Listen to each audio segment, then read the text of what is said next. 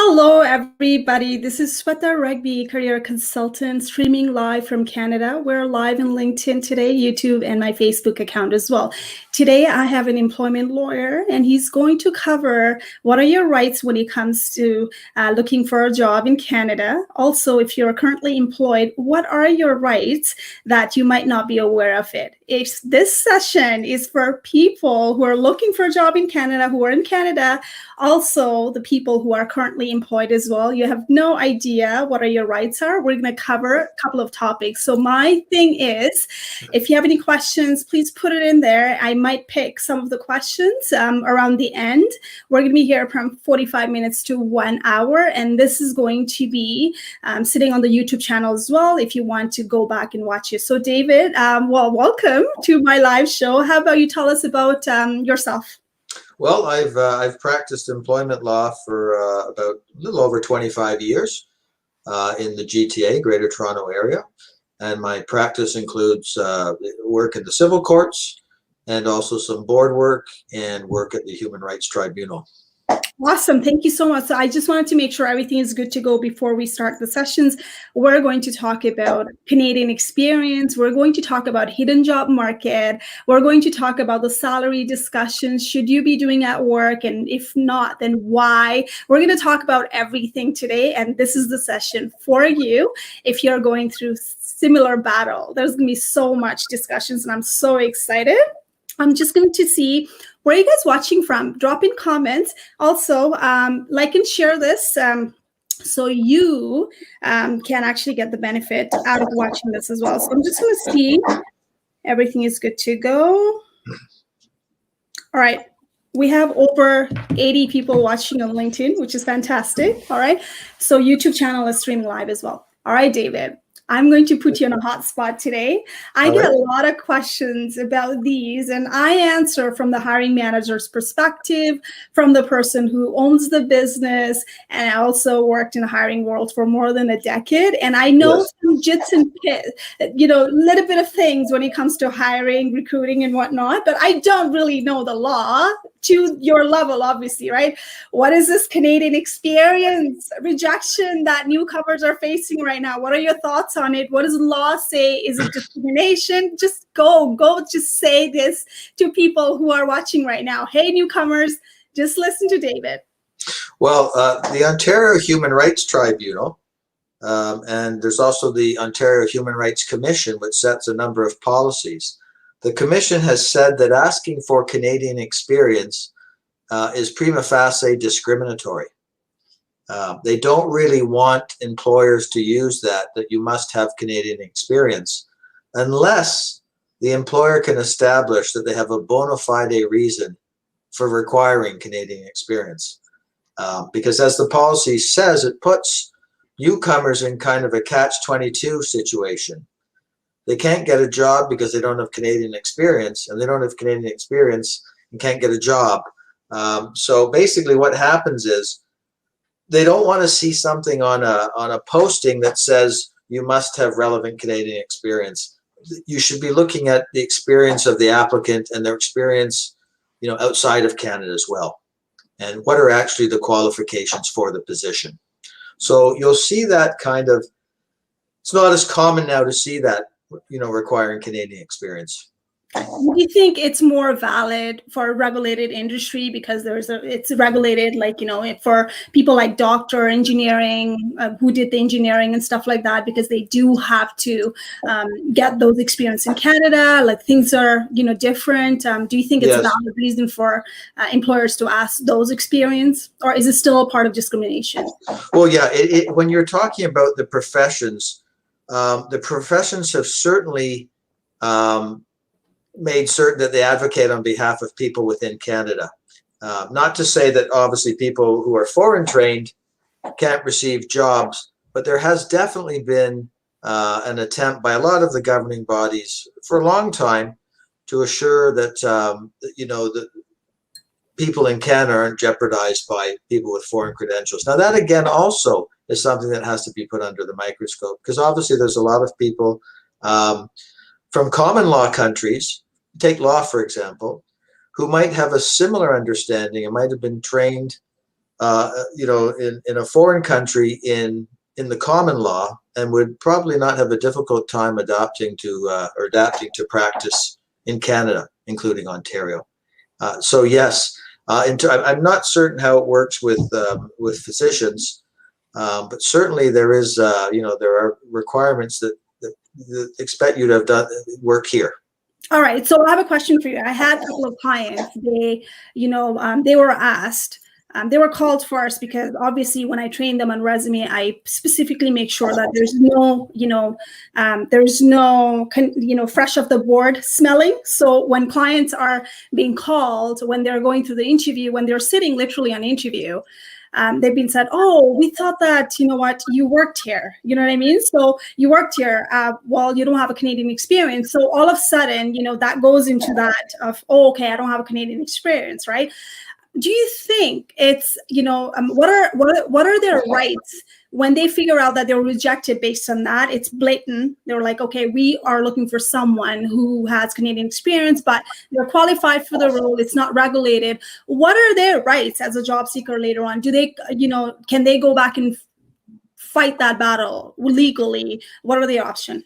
Yes. Well, there's kind of 2 points to that. First of all, in terms of the Commission's paper on Canadian experience, they noted that what a lot of newcomers do to try and get around not having Canadian experience is to volunteer and to put in a lot of volunteer hours. But that only is helpful to a point, because obviously people have expenses, and volunteer work being free doesn't assist them in paying the bills. So if an applicant is in a situation where he or she is being interviewed and they say, oh, we thought you had Canadian experience, it's possible that the employer may have breached the Human Rights Code, and it's possible that the applicant might want to file a complaint with the Human Rights Tribunal. You essentially have a year to do that from the alleged breach. So that's possible. If somebody's in an interview and a statement like that is made, and they said, look, sorry, but we've looked at your resume and we kind of thought you had Canadian experience, you don't hear anymore, it's possible that you may have experienced discrimination. Now, the issue is, it could also be shown that maybe you weren't qualified for the job. Maybe even if you had Canadian experience, you didn't meet the criteria of the job interview. So it's not always clear cut. Awesome. So that's exactly what I wanted to talk about when it comes to Canadian experience. For those of you who are watching this, please pass this on. What are your rights? Because I work with a lot of newcomers and they go through this. Although I have a program that I fit in there, my client rarely go through that because we work with a job search strategy. But if you are victim on that Canadian experience bias, it's a discrimination and you have certain rights. Follow the tips that David actually gave. Now Yes. Let's talk about. Do you want to add something? I just want to add something. You can also go on to the Human Rights Commission's website, and they have a number of policies posted on drug and alcohol testing, Canadian experience. There is a policy on removing the Canadian experience barrier. It's about 10 or 12 pages, and it contains kind of information about what you can and cannot be asked during an interview. Perfect, because I do actually cover that during my interview process with my client, and I actually train them how to say things, how to strategically convert that interview into the offer without hesitating about, hey, I don't have Canadian experience, right? So, thanks for covering that. So now that we're clear, let's move on to, let me see, I have a lot of questions for you, and I wanted to shoot it. Let's talk about hidden job market. I've heard so many things about, there are so many hidden job market out there, 80%, 70% to 80%.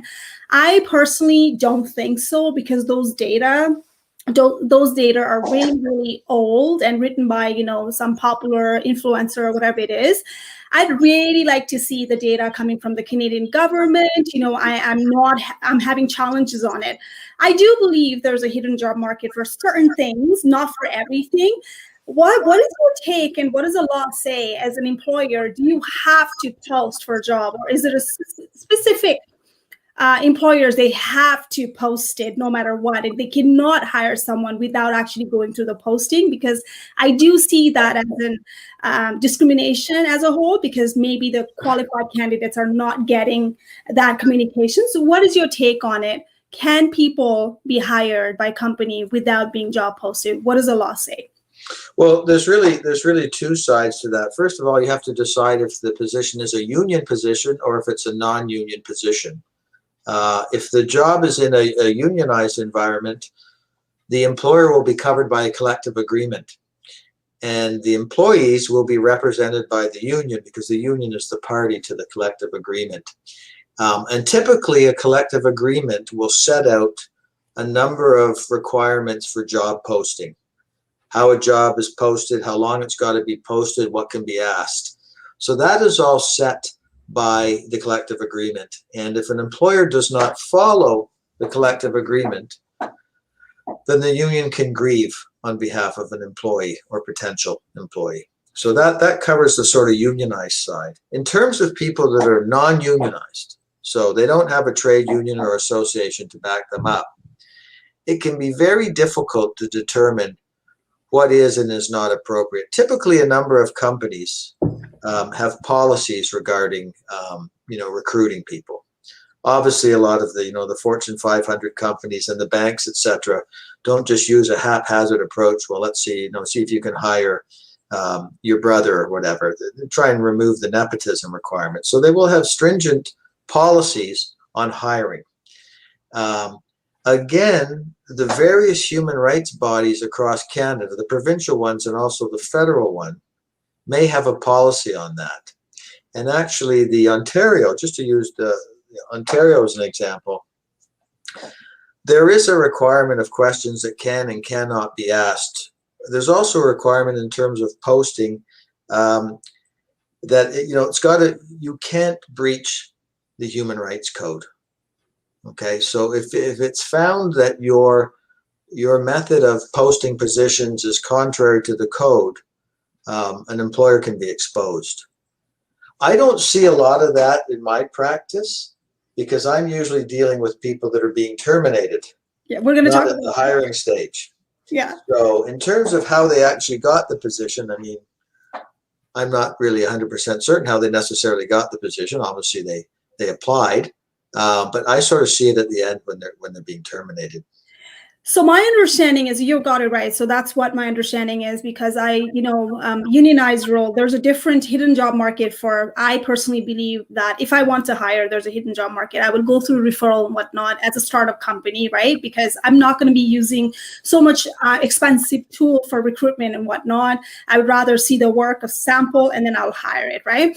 So yes. My question is moreover, those people who are really looking for a government kind of job, federally regulated contract, whatever it is, my understanding is you are not going to get the job by not seeing it's posted because they have to post it. Am I wrong? Or like what? No, you're right. You're correct. The provincial government and the federal government have posting requirements for positions. And often a number of employees within the federal and provincial government are members of associations, Canadian Union of Public Employees.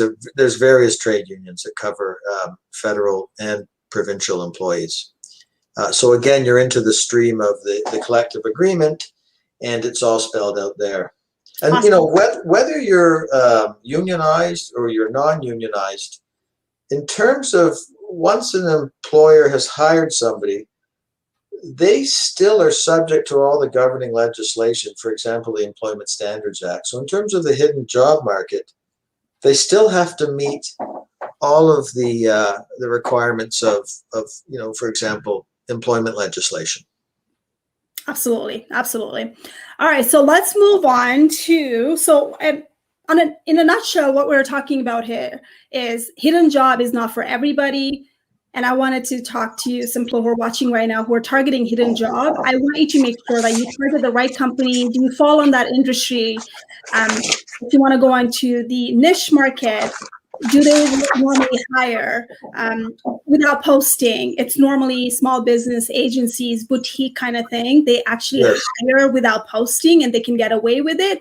But when it comes to even working with the unionized or publicly owned company, whatever it is, then you might not be getting lucky. But you can get into the preferred list by putting a networking together and branding and whatnot. But don't expect 80% of the hidden job market. Right now, it's all based on industry. One size does not fit all. So I hope you guys are clear on it. Talk about layoff. I know that you're expert on that. What are your rights when it comes to when you get laid off during COVID? Like, what are your rights right now? Maybe give us 5 bullet points that people should be looking for when they get that severance. What should you should be watching for? Well, at the start of COVID, the provincial government brought in amendments to the Employment Standards Act to provide for infectious disease leave. And you were deemed not to have been constructively dismissed. There are now conflicting cases in the Ontario Superior Court about what happens if somebody can bring a constructive dismissal claim during COVID. And that will likely be resolved by the Ontario Court of Appeal, because there's been a couple of 2 or 3 cases in the last few months. One has gone one way and another's gone a different way. So that will have to be resolved. One of those cases has been appealed to the Court of Appeal, so they'll give a ruling on that. If you're laid off and you're a member of a trade union, it's a little simpler because the layoff provisions are set out in the collective agreement. And if you think that there's been a breach, well, then you have to consult your union. So you cannot, if you are employed in unionized company, you cannot just go and hire a lawyer. You have to go through the union. Yes, typically that's correct. The union will provide you with representation. At some levels, that may be a union rep and not a lawyer. But a lot of these union officials have a tremendous amount of experience and can give a lot of very good advice and representation on behalf of a unionized employee. But if it comes to a point where they have to hire a lawyer, the union, being the party to the collective agreement and having carriage over the collective agreement, will hire that. So sometimes you get a situation. I've been in a situation where a unionized employee says, well, I don't like the way the union's advocating on my behalf. I'd like to hire you. And that can be kind of, sometimes that's perfectly legal, but that can be awkward because you don't want to be standing behind another lawyer saying, I would have done this and I would have done that differently. That's not really helpful. But do they have a right, though? Because it has happened to one of my clients. The decision made by union was not something that she wanted to hear. So she was debating, what would I do, right? Do I accept the offer or not? So do they have a right to go back and hire a lawyer? Do they have to pay out of their pocket? Or it's union's responsibility because they were not happy about the result? Typically, they'll have to pay out of their own pocket. If the union has provided you with counsel and you don't like what the counsel's telling you, and you want to hire a lawyer, you're going to have to pay for that lawyer. And again, that lawyer can say to the employee, well, I think the union counsel is right on. I would agree 100%. Or they can say, well, I don't entirely agree. They can't step into the shoes of union counsel. They can't act on behalf of the union because the union's retained counsel. Right. Okay. Let's talk about individual one. There's no union then, right? Mm-hmm. If the people who are impacted, tell us top 5 things that as a person who got just recently laid off needs to worry about or look into it, and why they should hire a lawyer. Well, there's 2 streams really. There's employment standards and there's common law. Okay, so employment standards is just a statutory minimum requirement. So when somebody is, and I'm not necessarily talking about during COVID, I'm talking about if you terminate somebody and they've got 2 years of experience, 2 years of service with the company, their employment standards entitlements are going to be minimal ones. But every employer in Ontario that's covered by the Employment Standards Act has to meet that minimum standard. Common law is different. That's judge-made law. So you take somebody, let's say somebody making $200,000 a year, and they're let go after 2 years. Well, obviously 2 or 3 weeks pay under the Employment Standards Act is not going to be an appropriate amount of notice for somebody in that position. So they may decide to bring a civil action in court. And if the action is not settled, and most of these cases are settled before trial, it's possible they could be awarded a much higher period of notice than what you would get under employment standards. Probably, though, the best way to deal with that when you're being hired is to negotiate a written employment contract with your employer that spells this issue out. Oh, And a I did lot of not people, know that. Let's talk about that. So you yeah, a can lot of ask. people don't know that. You see, what happens is, say you have somebody who's with the company for 10 years and they're making a good salary, 80 or 90,000, and they're terminated. Sometimes they don't have an employment contract. There's no written employment contract that's saying what happens when Oh they're yeah. Okay. terminated. Okay. Mhm. So, and that's a good thing because, it can be that then they're subject to common law. And there's a number of factors that parties look at. For example, your age, your length of service, your job responsibilities, things like that. It's not an exhaust. There's a number of factors. But it's possible that you could be awarded, somebody with, that 10 years of experience could be looking at 10 to 12 months of notice. Now, what they should do at the start of their employment is if they have a written employment contract, they can cover that off. A lot of people, my experience is a lot of people when they're getting hired aren't worrying about what's happening when they're terminated, which can be a problem because the one I hate to see is the contract that says if we terminate you, all we have to pay you is what you're entitled to under the Employment Standards Act. So take the example of the person who's with the company for 10 years. If they didn't have that employment contract, they may be looking at 10 to 12 months of notice. Under the Employment Standards Act, termination pay maxes out at 8 weeks. And if they're eligible for severance pay, they'll get another 10 or 11 weeks. It's 1 week for every year of service. So the employment standards, if that contract's found to be valid, their employment standards entitlements will be a lot less than what they could have gotten if they had negotiated something else. Now, it's also important that the employment standards version states that benefits are included, and some employers leave that out. And in that way, sometimes the contract can be set aside and you're subject to common law. Now, I've had situations where I've seen that, obviously. The person comes to me and they're about to start a job and it says, look, if we terminate you, we're just giving you employment standards. And I've said to I've written to the employer council and said, well, we don't know, we want common law. And the answer has been no, right? So then you have to tell your client, you can't force them to give you this, a great deal of notice, as long as they meet the employment standards or whatever the relevant provincial legislation is. You can't force them.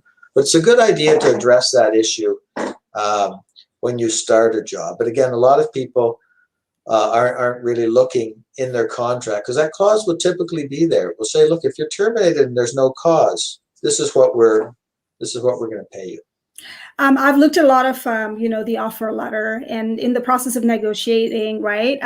People tend to overlook on that exactly, right? Mm-hmm. So we've tried to go with that, common law versus employment standard and whatnot, right? And you're right, it's very hard for us to negotiate on that particular part because it is what it is. It's a standard process for them, and they're not going to go bend over backward just for people who really want to work there, right? So you're right. So I think the job offer is very important. So I know a lot of people, they just want to take it, they don't look at it, and that's why I tell my clients, let's review the job offer and take a look at it. There's going to be competitive clause. You cannot work with a competitor or for 1 year. Sometimes I've even seen 2 years, right? Yes. So there's so many clauses that you got to look for it. Also, the bonus aspect as well, that I know that when you're gone, you're gone. But if that's a part of benefit, or you had other benefit and it's not included in severance package, the law came out, I know that 2 years ago or something like that, if I recall correctly, that it has to be included in there as well. There's so many things. That's why you got to look at the job offer and find out, okay, well, it's not now, but what happens when I'm not there 5 years from now? You got to cover yourself, right? So do you want to add anything on there? I just say I think a lot of employees are reluctant to do that because they don't want to give the impression that they're a pain in the neck to this employer. Like, here he is, he or she is already questioning the employment contract. But quite frankly, if they're going to hire you, they'll expect a little bit of pushback. They may not give you that, but I certainly would prefer that people not agree to employment standards terms. There's another problem too that can happen. It doesn't happen all the time, but somebody can outgrow the notice provision in their contract. So you have a situation where 10 years ago, 12 years ago, they signed the contract, they didn't look very carefully at it, and it says we're going to give you 3 months if we terminate you, as long as it meets the minimum standards of the Employment Act. Employment Standards Act. Years later, they'd probably be entitled to somewhere like 12, 15 months, and the employer wants to hold them to that contract term. Let me ask you that. Now, this is I've seen that Yes. real. So do you have an option as an employee to go back and renegotiate that? Look, this was like 5 years ago. Now I understand this is the protocol. This is what I need. Can you review it? Do they have right, or that original sign or the documents would actually be valid? That's a good question, because there have been cases where somebody has signed an employment contract when they started that had a notice provision, we'll say 6 months. Years later, their salary is much higher, their job responsibilities are much greater, and they've essentially outgrowing that contract. And what the courts have sometimes said, they've said, well, it's interesting. A few years ago, you negotiated some new terms, employer, but you didn't address the notice provision. And you should have. You should have said to the employee, you know what? We're increasing your salary. We're going to have these job duties. Maybe we should revisit the 6-month notice clause. But they say nothing.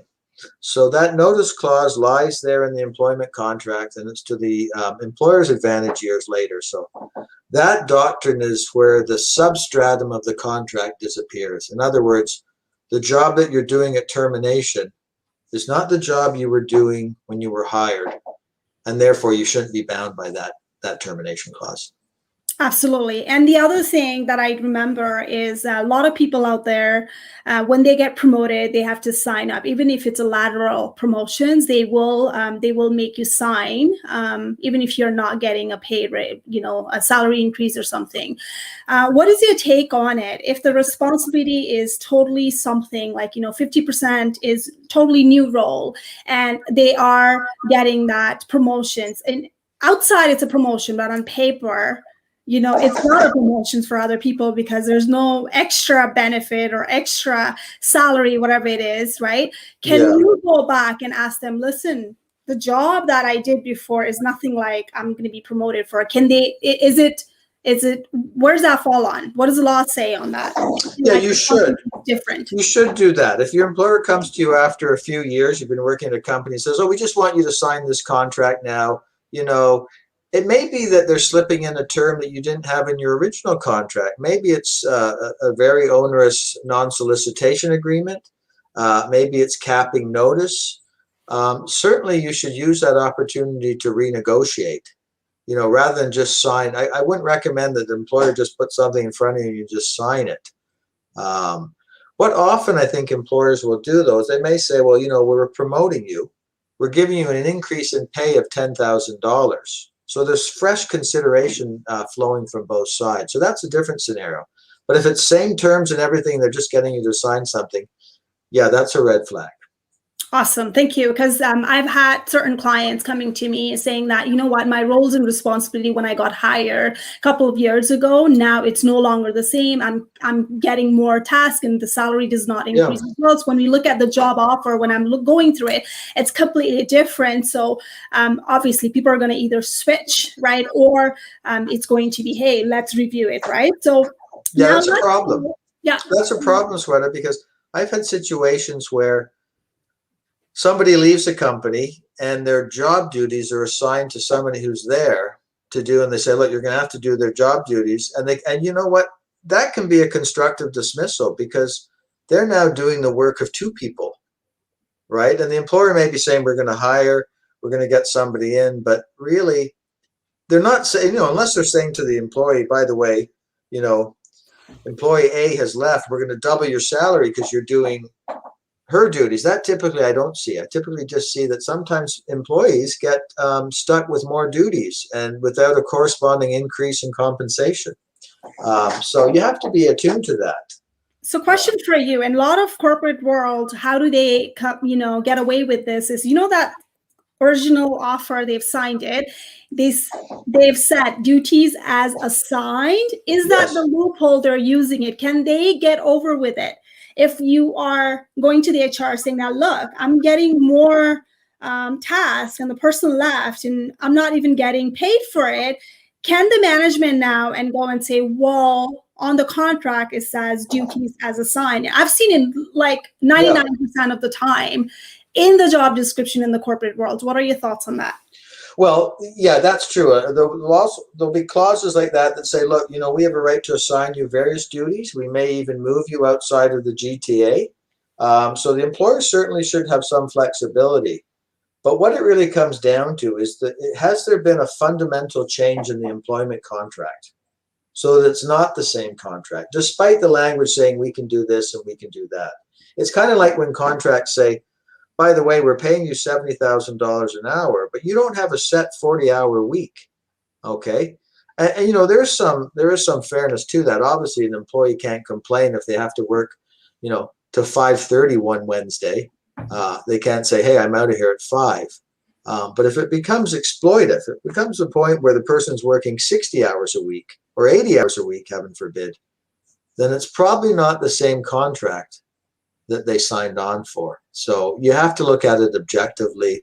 There will be some language built in there for employers to say, look, we've got some flexibility. We're governing the workforce.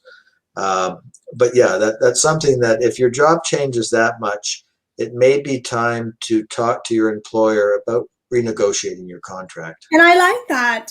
So I know that in the environment where you're supposed to be flexible 24/7, let's say contact center or call center, where I have worked as well, right? As a manager, hiring manager, when we're hiring it's on the job description, it says flexible 24/7. And shift could change. For that role, it might be okay. But if you're hired for shift work, which is from 10 to 6, as an employee, what can you say? Well, listen up, I was hired for 10 to 6. This is what it is. I took it on. Now, all of a sudden, you're trying to put me on an overnight shift. What are their rights when it comes to that? When it doesn't say on the job description 24/7 or flexibility required, can they go back? It comes down to, again, whether that's reasonable and if that's a fundamental change to the employment contract. And having somebody go from working 9 to 5, or 8 to 4, to having them work an entirely different time from midnight to 7 may be unfair. Yeah, and it may be something that's not what they signed on for. Awesome. So they have a valid, an argument, and then go back and renegotiate. They may, I would recommend renegotiate. You always have to be very careful with the constructive dismissal angle, because, sometimes you may think it's a constructive dismissal, but the judge may say, well, sorry, there were some changes, but I don't think they were significant enough, or the test under the constructive dismissal. So you have to be careful before you do that. So it's always best if you can negotiate with your employer. Some employers are very receptive to that. Some no. All right, let's go back to the remote work. I see a lot of posting, work from home, remote work. Yeah. If you get hired for remote work strictly, and you took up that assignment full time, whatever it is now, pandemic, people don't want to go back. And let's say people took that role because it was remote. Can employer force you to come back now? Job description says remote. Can they force you? What are your rights? Well, typically what you may see in an employment contract, the employer may say, you know what, we're going to have you work remotely. That's fine. But we have the discretion to require you to return to our office premises in downtown Toronto or in Markham or wherever. Okay, so that's something you have to be alert. There was a case actually of an individual who worked with IBM, and he started out, he was employed in Ontario, and this is pre-COVID. And he worked remotely for IBM in Ontario, and then he moved to British Columbia. I think he was attending university there, and he continued to work for the company in British Columbia. And they had an agreement, a written agreement that said, look, we have the discretion to end remote work and have you return to our office. And they did that. They did something like, we want you to return to Ontario. We want you to go back and work actually in Ottawa. And the employee said, no, I'm prepared. I'm not prepared to do that. I'll go back to Toronto, but I'm not prepared to move to Ottawa. So they considered him to have resigned. He made a claim for severance pay in Ontario, not in British Columbia. I don't think he was eligible in British Columbia for severance pay under their provincial legislation. So he claimed that, look, I'm working remotely, but I consider Ontario to be, governed by Ontario law and the Employment Standards Act, which would give him severance pay. But it was found that no, he no longer had that connection to Ontario. Even though they were saying you could come back to work there for the few years leading up to this, when he was deemed to have resigned, he was working exclusively remotely in British Columbia. So he couldn't bring himself under the Employment Standards Act. So that's one issue with remote work is where is the employment contract? Like, what jurisdiction is governing the employment contract? Okay, so what if there's nothing in there, just disclaimer, like such as you need to return, so it's just fully remote, and now you are warranted at workforce. So what are your rights? Can you say no, or can they fire you for not coming to work now? They've changed it. There's nothing in the contract, let's say. So if you're just hired for remote work and they say to you after a period of time, it's not remote anymore, we want you back in our office. And there's nothing in, the ideal situation, the employer would have that covered with something like what IBM had, where they said, look, this is discretionary, and, have a pretty solid clause in there. But if they don't, if there's absolutely nothing there, then I suppose an argument could be made that I was hired remotely. Nobody ever told me that I would have to be, commuting daily for an hour and a half to downtown Toronto to your offices when I can do all this remotely. Absolutely. And I know that a lot of people who are watching right now, they're a fan of remote work. And I get those questions as well. Listen, I was hired for remote. Now, all of a sudden, they want me back. And my question to them is, what's in the contract? Let's review it, right? So it should be. And there would be terms like, we reserve the right, to, there's a business need. It's always business need. When that comes, that's like such a loophole. They cover it. It's based on the business need. And that actually is the language you got to be watching for. There's so many language you got to be watching for when you sign the offer. And I cannot stress this enough for people when they get the offer, look at it, because there's so many terms and conditions. You have no idea, and you'd be running around later on if you are fired or if you're let go or if you're, laid off. Yeah, employers should have, obviously an employer, it's reasonable for an employer to say, we can't have everybody working remotely now. Yeah. Okay, we have to have an office staff. I don't think that's unreasonable. But I think the way around that is definitely, it's always better if you have something in writing dealing with these situations. And, employees should be attuned to that too. If you think of something, it's probably a good idea to talk to your employer about that so that at least you know what happens if this event occurs. Because, my advice is, if you can avoid litigation, avoid litigation. It's time consuming, it's expensive. You're better off not doing it if you can. And the best way to do that is to have a contract that deals with these issues. And that applies to employers and also to employees. Now, question for you. I know there is a legislation between province to province and tax implication, whatnot, for remote work. There are a lot of employers, what they're saying is, okay, remote, but you have to be in province of Ontario. Is that more kind of related with their policies, or is it a law that you cannot hire anyone outside of this province? Does it matter? I'm not sure about that. That in terms of income tax, income tax is a federal responsibility, so it should be similar in BC. Obviously not provincial tax, but in terms of the federal income tax, it's governed by the same Income Tax Act in Ontario and British Columbia. In terms of the issue will come if an employee has a concern about an employment standard that's not being met. What legislation applies to the employee? Right. That's a good one. So what is it? What is it then? If you are in Ontario and you are hired in Vancouver, what's the legislation that would apply if you're working remotely? Well, on that scenario, if the person's in Vancouver and they haven't set foot in Ontario, they maybe come here, but they haven't worked in Ontario for this employer, it may very well be that they're governed by British Columbia legislation, right, in terms of human rights and employment standards. I like to see, leaving aside remote work, it's always best to have an employment contract. This contract is governed by the terms of the province, by the law of the province of Ontario. and the Yes. federal government, as it may apply, so that you state what jurisdiction you're returning to. Okay. Should it be, if it's not cover, whatever reasons, should job seeker go back and ask them at the time of negotiation? Like, do you have every rights to ask them and put it on the writing? Ask them to put That's it a in very writing? good question to ask. Yes. Okay. Yes, because you take, for example, the Employment Standards Act. It sets out a number of rights that employees have. And if you want to, and there's similar legislation across, it's not as if Ontario is the only one, but there's similar legislation across Canada. But you want to know what act you're governed by, for sure.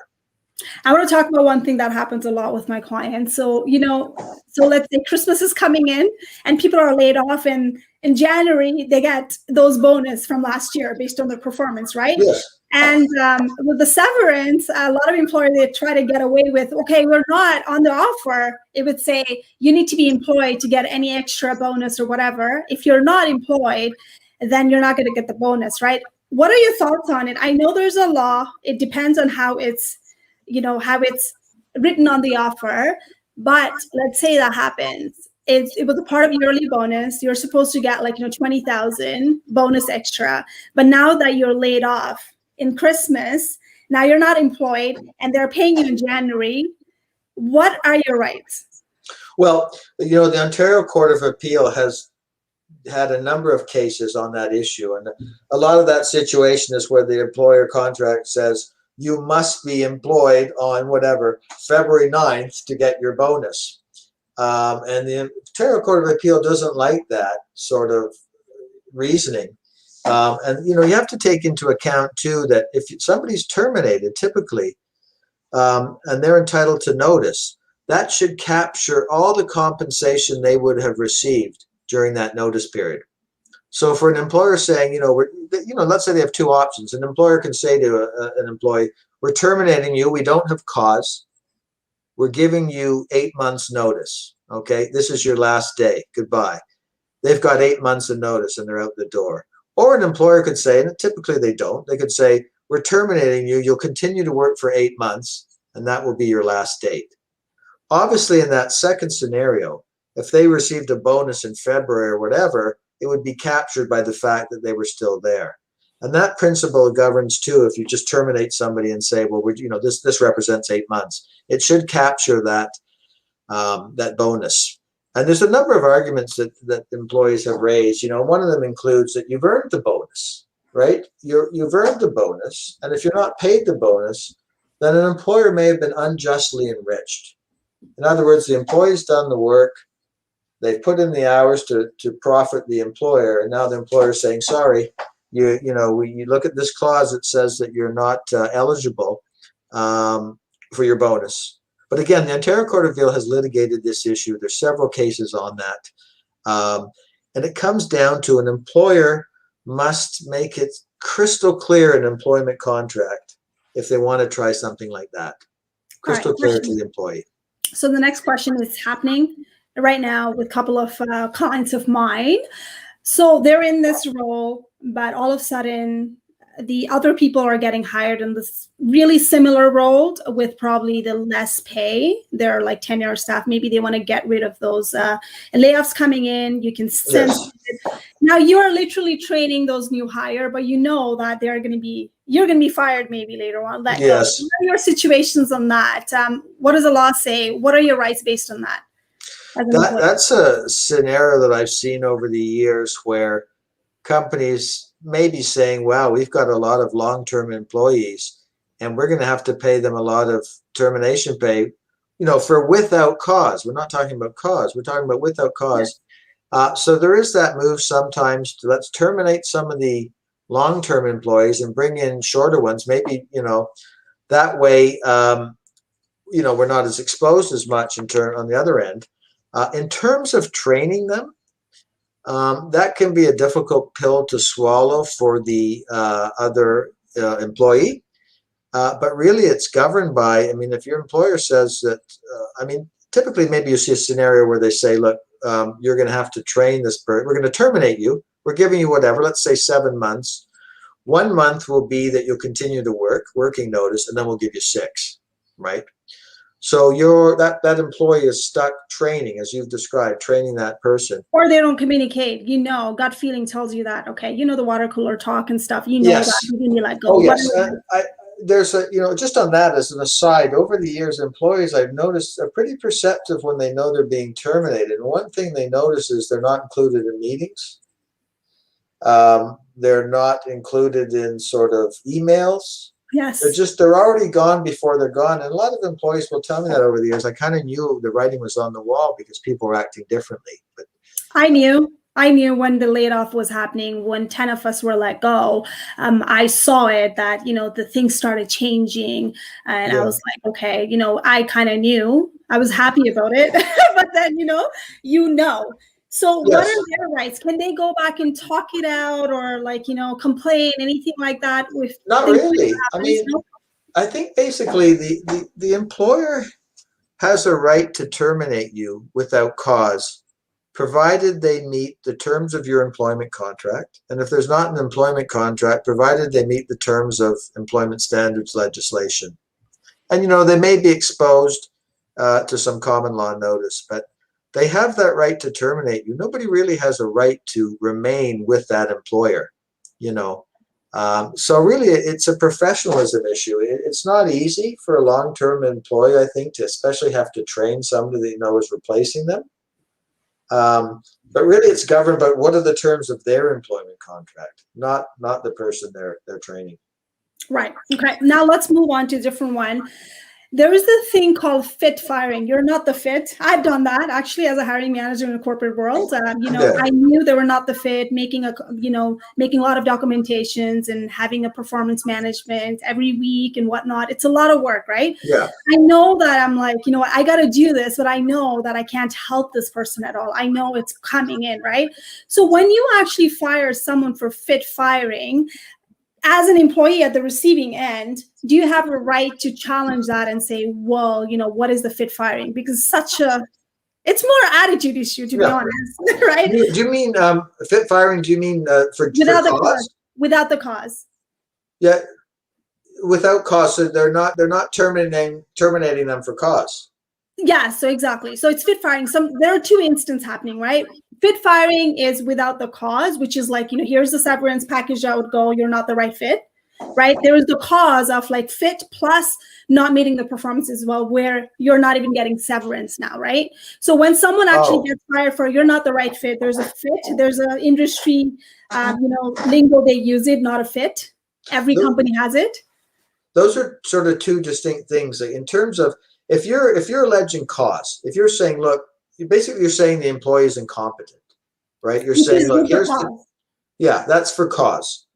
That's a very dangerous road to take for an employer in Ontario, especially because it's hard to establish just cause. And there's a Supreme Court of Canada case called McKinley versus BC Tel that sets out the test for just cause, and it's a tough one. But having said that, obviously some employees are fired for reasons of performance. And what the employer should do is they should make certain that they've given this employee a reasonable opportunity to improve their performance. You don't want to have a situation where the employer says, well, we just find you to be incompetent. And they haven't really spelled out what measures they're not meeting, and they haven't given them a reasonable opportunity, a performance plan or whatever, work with a manager to change that. So that'd be a very dangerous case of just cause. And the other thing with the performance measures is it's something that I've seen scenarios where somebody may have been with a company for 5 or 6 years and they're being terminated and they're being told that they're incompetent or their work. Well, how have they been doing this for 5 or 6 years? I mean, you've had somebody here and now they're all of a sudden incompetent. And, there could be some reasons for that. Sometimes there's a promotion. And, years ago, there was a term, the Peter principle, which is that everybody rises to their level of incompetence. So you may be good at one job, but when you're promoted, you may not be good at that job. Mm-hmm. So certainly sometimes there could be scenarios where somebody is moved into a position and they don't perform well in that position. And, an employer has a right to have employees that are performing well. But they have to sort of establish that they've taken all reasonable steps to improve the employee's performance. And again, what a lot of employers I see prefer to do is they'll basically say, we think we have cause. We're not alleging cause. We're terminating you without cause. We have some performance issues. That's not the reason. And we're going to give you all your entitlements. That's what they do normally, yeah. Yeah, and that can be a harder one because, again, if they're not, and of course, an employer can always get cause after. They can have after they terminate someone, they can find out, oh boy, the person was, fiddling with the books or whatever. You can have after acquired cause, but typically an employer may not choose to be involved in 2 or 3 years or 5 years of litigation because they decided to raise cause. Absolutely. Thanks for that. So coming from the background where I've managed people, I've fired people, performance managed, what I can tell you guys is if you're going through the problem right now at work right now, make sure as an employee, you document everything, document, yes. Because your manager is documenting everything. Everything should be on an email record, every conversation. If you're called in the meeting, go with the HR, there's witnesses, right? You know what? You gotta cover yourself if that happens. If you get fired, if you're let go, you have to have a valid reason to go back and work with a lawyer like David. Well, that's good advice. That's good advice because when an employee thinks that there's a problem and they start feeling that they're being disciplined, or it's a good idea to sort of document that, even with a memo to yourself, like on such and such a date, I met with my supervisor. They're claiming I'm not doing this project. Just have all that, because if it turns into litigation, and I hope it doesn't, but 3 years from now, you're not going to recall what happened on July 29th. And they can pull the subpoena. They can pull the subpoena for you, which is like all the emails record that you actually went through it. Everything, if you go on court, that employer can actually literally audit your email inbox and everything as well. And I know personally, David, correct me. If let's say that you don't remember when the meeting happened, you don't know the date or something, you can also, your lawyer can ask those emails, you send it in if you don't have a record of it. Is that true? You mean your own lawyer can? Yeah. If you happen to let go and if you forgot about the interaction, there was email floating around or you had the memo. Whatever. Oh yeah. You would want that disclosed, yes. Because often a fired employee no longer has access to a lot of information. Although what I find with some employees who know the writing is on the wall is they've done a good job of making certain that they've documented all the things, when they know they're out the door. So that presents other problems, though. Yeah. Do you want to answer our question? Shall we document that through an email sent to whom? You said yourself, right? Well, yeah. I mean, it depends. If it's something where you feel you've been brought into a meeting and you've been disciplined or you've been told about a problem that you're having and you've given your explanation, I certainly think if you have a good relationship with your report or your manager, certainly you can send an email saying, look, this is my position. If not, if you feel it's very hostile, at least document it and have it in your file that was a note that you made on that date. Not something you're remembering 2 years later, but on July 29th, I was called into a meeting and told that I'm not performing. And I said this, and this. Perfect. That's a documentation that everyone should be doing. You don't have to email to everybody, but documented email yourself. All right. Email, be careful with. I mean, reply all is very dangerous, right? But yeah, it's something. What you don't want to have is a situation where you're being examined by the other lawyer. You're sued and you're being examined by the employer lawyer, and he or she says to you, okay, so you had this meeting on July 5th, 2018. What happened at that meeting? And say, well, I don't recall. I don't even recall the date. I know it was sometime in summer. Yeah. It's just, it may be true, but it doesn't help you. It's not good evidence for your case. Exactly. So document everything. Now let's move on to the new hire, right? I've seen this. And as a hiring manager from the previous world, my direct reports still call me to give the references. And I've noticed this is happening right now. My understanding was, as an employer, you're not supposed to do the reference check before putting through the conditional offer. That was the normal practice. If you like them, you go and give them a conditional offer and say, hey, this is pending based on the references. But a lot of organizations right now, even the good ones, are moving to, we're going to do check on you, and then only if you like it, then do the offer. And during that time, they've done the credit check, they've done everything, right? But my understanding was after. What does the law say on it? Well, again, you have to be very careful to use human rights legislation again. The Human Rights Tribunal frowns on this idea of gathering a lot of this information because it's very possible that you may be infringing on the applicant's rights in terms of enumerated grounds. There's there's those stories where they say, look, can you give us your Facebook password so we can go on? My advice, I'm not on a lot of social media.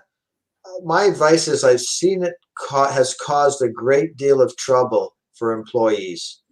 And I think the number one thing is don't go on to Facebook or Facebook or Snapchat or whatever people are using and vent about your employer, vent about your manager, vent about whatever. Just keep in mind that it's now that stuff is out there, and you might be able to say, well, yeah, you know what, it's not really one of my this is my personal life. I'm on Facebook and I thought I was just communicating with 9 people, but it can be very dangerous, especially if you're complaining about staff or things like that. So I've seen the law in particular. There's a coded one. It says anything you put it out for public, employer can use it against you, apparently because it's available for you. Is that true? Well, I think there are some limits on that. What I have seen, though, I have seen a terminated employer. I've had employer counsel contact me and say, your client is still listing us as his employer on LinkedIn, or your client is saying he was a vice president and he wasn't a vice president, he was a manager. So even after you're terminated, your former employer is still you still be checking to see what you're doing. And this can also apply to there's a mitigation requirement when you're terminated. And when you're terminated, you have an obligation to, if you sue and you're alleging breach of contract, you have an obligation to mitigate your damages by finding another position. Right. So if you take a 7-month European vacation and you're posting from Spain, Italy, Britain, and Portugal, it could be that your former employer is saying, so how were you looking for a job? So the stuff is out there. It can be used. So you have to use social media, very discreetly. So let's talk about reference back there. So can people ask for references without offering the job offer? Do they have a right to do that? Employers check like credit history, check everything, and they go like, okay, well, you know what, we're not going to proceed. My understanding was conditional offer first, then do the reference check. Has something changed? What does the law say on that? Well, I don't see that too often. What you spelled out sounds to me reasonable. There have been a few cases where an employer has said, this looks great. We're just going to do our reference checks, and then we'll get back to you. And then they get back to them and say, sorry, the offer, we're not hiring you. And it turns out that there was one case where the person gave a reference. They called up this individual, and the individual said something along the lines of, I wouldn't hire her. Now, he claimed that his words were taken out of context, which they may very well have been. But that brings in a requirement of, and this person was sued for giving a bad reference. Defamation. Yeah. But typically that person in that case the case against him was dismissed because he had a qualified privilege to refute a defamation claim. In other words, an employer should be free to speak their mind when they're asked. When they're approached by somebody else, they're not volunteering this. They're approached and said, look, would you hire this person? They have a right to say, well, no, I wouldn't. They can't. References would be meaningless. And of course, you should give. Obviously, most people give references. They know the person's going to give them a positive reference. Okay. But some people, when questioned, may say things, well, this person wasn't good at, and this is what this individual said. They said, look, they were good at some things, but this thing, I wouldn't hire them for this role, so they didn't hire them. But the case for defamation was dismissed because the defendant was able to rely on a qualified privilege. In other words, I am being asked, and I'm giving my opinion in the context, and I have a right to say what really was happening with this employee. Absolutely. And I've been And there's no malice, and no malice either. Yeah, so like I know that I've been on the other side of providing references, and they do ask all the time, would you hire them back? Are they eligible for rehire? And then the answer, I stay with it, yes or no, but then no, but I'm not going to give references to people that I'm not comfortable with it. You got to be very strategic, right? Yeah. That's why a lot of companies are not even going to do the references. They have to go and confirm the date of employment, go through the HR, and that's the other way that you can avoid that as well. Now, the other questions that I have, we're coming to the end. I'm not going to pick any questions for right now, but maybe I'll forward it to David later on. But I have some questions that I want to cover. Let's see. Can you ask for SIN number without even getting the job offer? Well, you have to have a social insurance number to work in Canada. So you should be able to provide your social insurance number to an employer. And if you don't have a social insurance number, you have to apply for one. And that, that's the federal government. So that falls under Service Canada. So yeah, I mean, for purposes of employment, your employer can ask for a social insurance number. After the offer though, right? My understanding is not before well, the typically, offer. Yeah. I mean, if you're going to be working for the employer, you're going to have to give that, because you have to, an employer has to make certain that the individual has a valid social insurance number. Absolutely, because they are supposed to report it and report it to the government later on once they're employed, and you have to provide it. And a lot of people you want to make sure that you don't provide it in initial call unless there's a requirement of credit check. Even the credit check, you are okay with name and date of birth only unless you match everything with someone else. That's when they go okay, you know what, can you give me the social insurance number because it's not matching. It happens a lot in financial sector because they need to check you are in good standing, and it's a part of reference check. Yes. All right? Yes. And you can contact Service Canada if you need a social insurance number. They can get one for you. And then of course there's temporary worker social insurance numbers. All right. Can people with the temp SIN still work? Are they allowed to work in Canada with the temp SIN? I think that's a question to ask Service Canada. You have to have, in terms of a temporary social insurance number, do you mean like one that's provided, like one starting with 9 for foreign employees? Yeah, they're valid until they should have an expiry date on the immigration documents. But that's and one then for employer cannot refuse it. Employer cannot refuse it. You have a temp SIN, we're not going to hire you. Yeah, and there's a number they can call. Service Canada provides a number if you want to call if an employer is concerned about a social insurance number. It shouldn't be a barrier. For somebody to work here, getting a social insurance number should not be a barrier. All right. Now the other one, I know one of my client was asked, he was called for interview and they said, you don't have a driver's license, but the job description didn't say anything like that. What is your take on it? It was not the requirement. He was not driving the company's car. The requirement was not job didn't even have to have the car, right? So what's the requirement on that? Yeah, they shouldn't be asking. Basically, the human rights legislation in Ontario is that an employer should not be asking you for a driver's license if it's not a requirement of the job. Obviously, if you're being hired as a long distance trucker, that's a very legitimate question. Can I see your driver's license? But yeah, if you're being hired, you're an office worker, and they don't even know you're not working, you're not on the road, you're not a salesperson.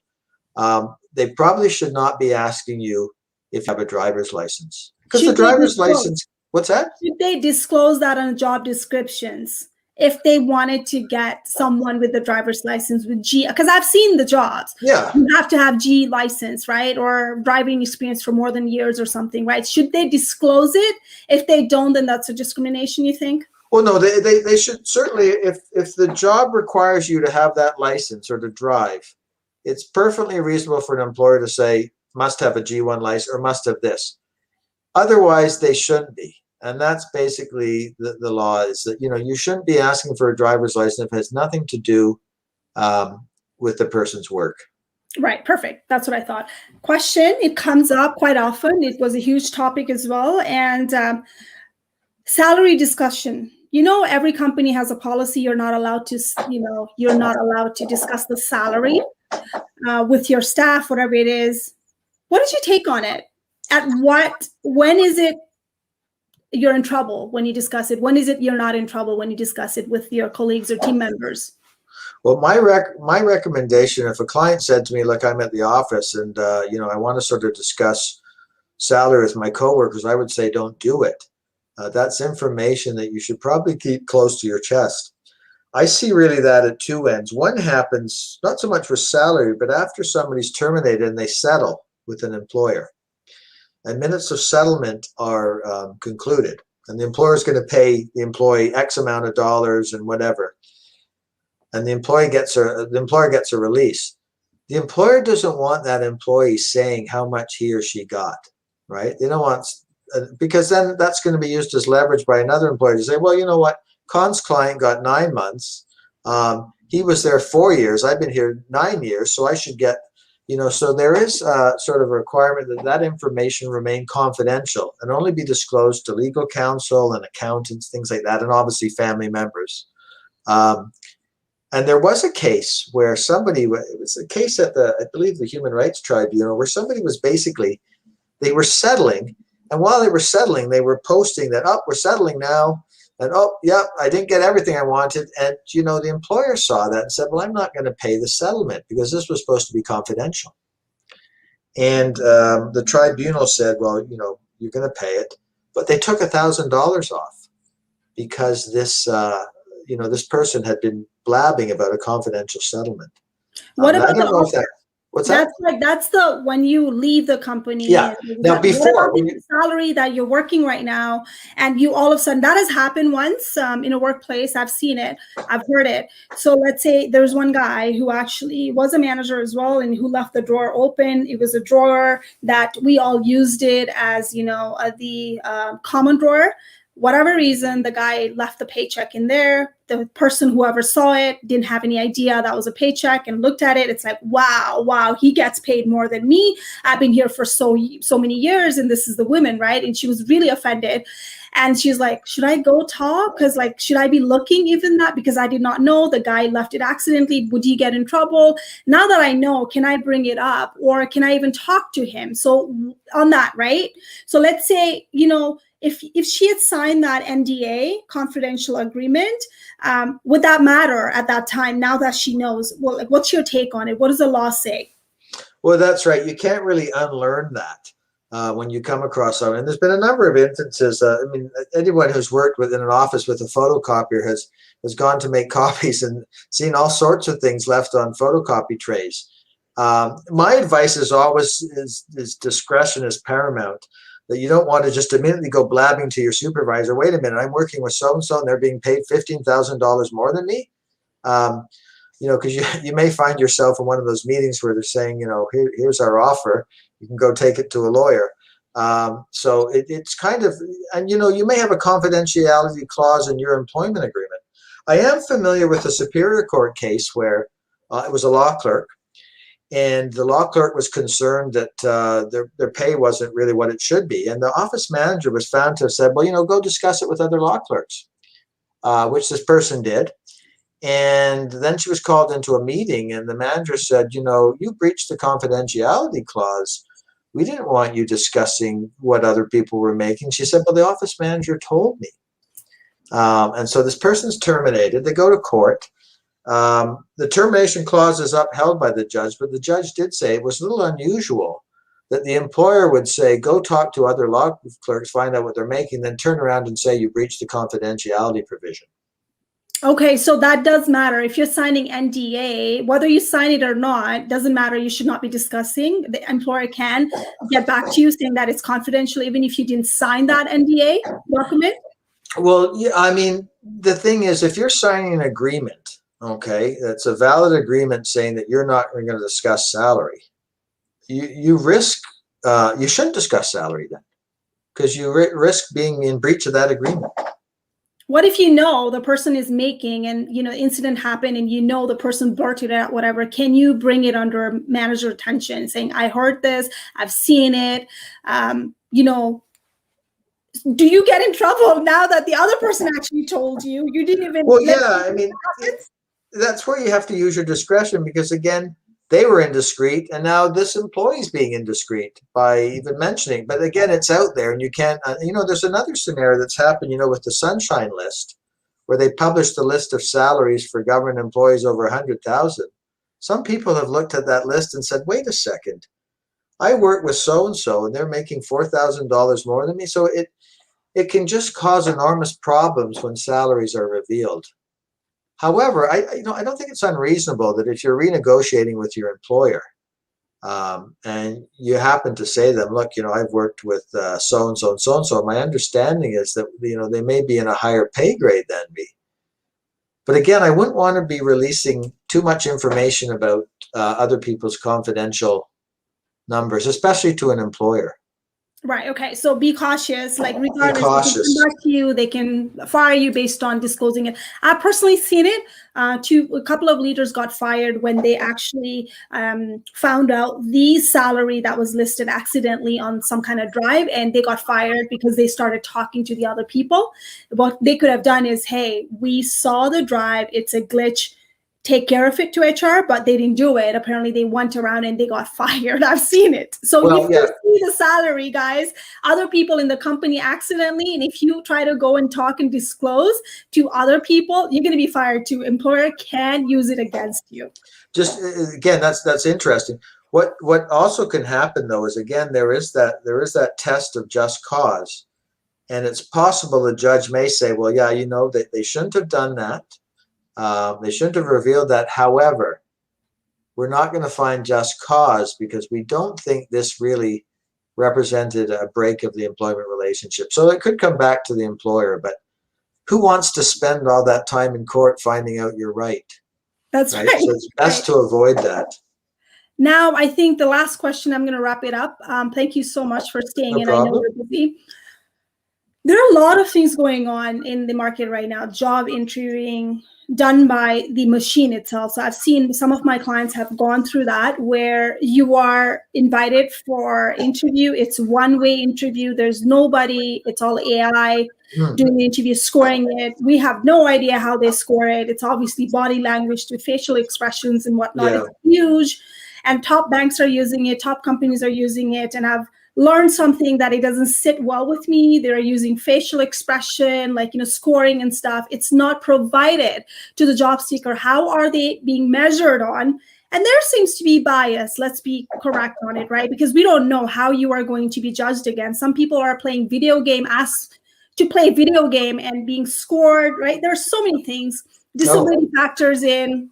Some people are like, maybe they have a carpool tunnel, right?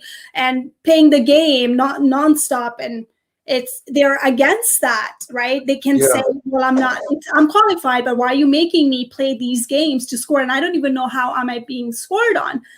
What does it say in Canada when it comes to AI hiring? There are a lot of companies, they're selling tools, there are vendors right now. What does the law say? Who's auditing them? Do they have to meet any requirement? There's a legislation in Canada at all right now? Well, this is really in its infancy here. I actually looked at that in advance of this, and I know there's been a commission formed to study this, and there's been some recommendations, but I haven't seen it. I haven't experienced it yet with any employees, but I can tell you it's gonna hit human rights legislation again. Right? Because you're not going to be able to do indirectly what you're forbidden from doing directly. So in other words, if an employer right now meeting live with a person is prohibited from asking these types of questions and these sorts of questions, you can't get around that with AI. But that's going to be a very tricky issue, just because of the huge implications it's going to have, not only for hiring, but for a number of professions, including my own. Oh, that's right. So now what do you think? Like, what are the rights as an employee, job seeker who is currently looking, and they see that I can do that job, but going through the hoops of being tested out by AI, not even being able to connect with the human resources or manager, But then in order to talk to them, my client actually went through 3 or 4 hoops of like playing and like, talking, interviewing, scenarios, right? How do you handle Yes. it and everything? And then they eventually got hired. I'm glad about it, right? Yes. But then, it didn't sit well with me and my clients either. They wanted to get in there. They wanted that job. Good for them. But let's say that if you feel like, this is not right approach, I want to complain. What can they do to bring it under like in human rights commissions? What can they do? What are their rights? Well, again, I think that the starting point would be looking at human rights legislation, for example, in Ontario. And I think we're in the infancy with this sort of issue. And this will be kind of an exciting issue, I'm certain, the next couple of years. It comes down to, again, though, if the person did not get the position, was there some improper action taken by the employer? And if so, can you measure it? I mean, a lot of this stuff you can't measure, right? Yeah. I mean, let's face it, sometimes you interview people, I'm certain the other person just doesn't like the person. And they don't know them, but they just don't like them, right? Yeah. And again, I've seen this, the number of employees that are terminated because they're doing great, then they get a new manager and there's that conflict between the two of them, right? And then they're gone. Yeah, that's true. But AI, it's something to monitor.